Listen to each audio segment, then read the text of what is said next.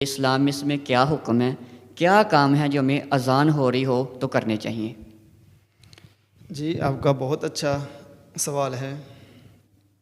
سب سے پہلے تو ہمیں یہ سمجھنا چاہیے کہ اذان سے پہلے ہمیں اذان کا ادب اور احترام کرنا ہے، اور اذان ہمیں خاموش رہ کے سننی چاہیے۔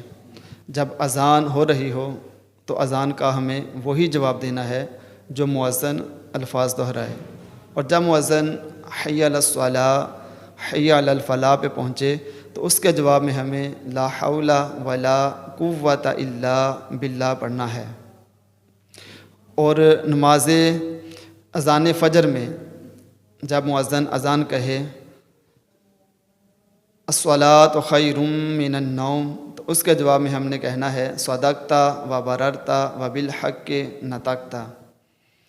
اور اذان کے بعد دعائے وسیلہ مانگنا ہے، درود شریف پڑھ لیں صلی اللہ علی محمد صلی اللہ علیہ وسلم، یا کوئی سا بھی آپ درود پاک پڑھ لیں، تو اس کے بعد دعائے وسیلہ مانگنا ہے۔